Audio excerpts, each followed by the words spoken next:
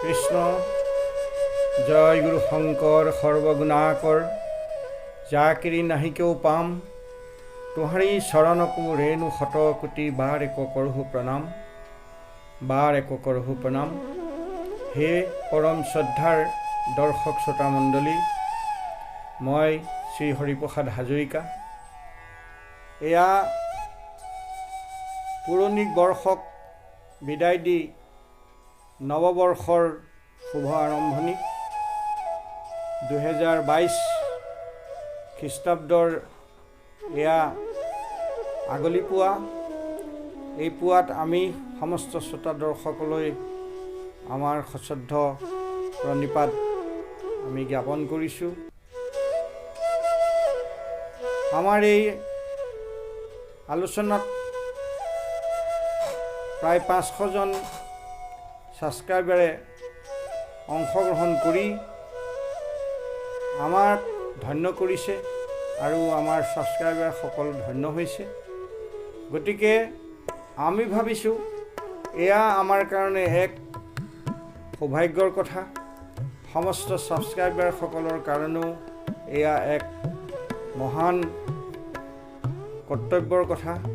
কাৰণ আজিৰ এই জাগতিক পৰিৱেশত আধ্যাত্মিক চেতনা সম্পন্ন শ্ৰোতা দৰ্শকসকলে এই ৰাম নামৰ মহিমা, এই নামঘোষা, এই ভাগৱত শাস্ত্ৰ মহাপুৰুষ শংকৰদেৱ গুৰুজনা আৰু মহাপুৰুষ মাধৱদেৱৰ ৰচিত এনে মহৎ তত্ত্বশাস্ত্ৰসমূহৰ পৰা যি মৌ ৰস নিষ্পন্ন হৈছে, সেইখিনিকে এই শাস্ত্ৰৰ যোগেদি মহাপুৰুষসকলে ইয়াত লিপিবদ্ধ কৰি থৈ গৈছে।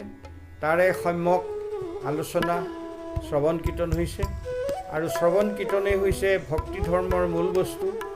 যদ্যপি ভকতি নৱবিধ মাধৱৰ, শ্ৰৱণ কীৰ্তন তাতে অতি শ্ৰেষ্ঠকৰ। নবিধ ভকতি ধৰ্মৰ ভিতৰত শ্ৰেষ্ঠ ভকতি বুলি কোৱা হৈছে যদিও শ্ৰৱণ আৰু কীৰ্তনক শ্ৰেষ্ঠ বুলি কোৱা হৈছে।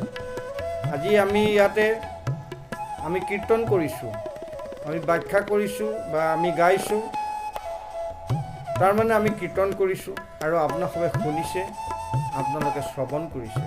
শ্ৰৱণ আৰু কীৰ্তন এই ধৰ্মটো আমাৰ পৰস্পৰৰ মাজত বিনিময় হৈ আমাৰ ভক্তি ধৰ্ম সাধন প্ৰক্ৰিয়াটো আমাৰ মাজত সম্পাদন হৈছে।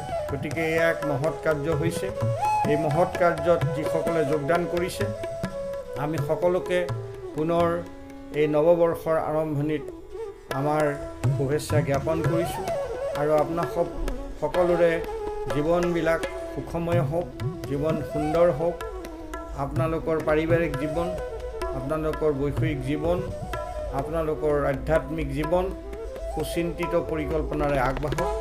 এই সমস্ত কামনা কৰি প্ৰভু ভগৱন্তৰ চৰণত আমি প্ৰাৰ্থনা নিবেদন কৰি আপোনাক সদৌতিৰ পৰা আমি বিদায় লৈছোঁ।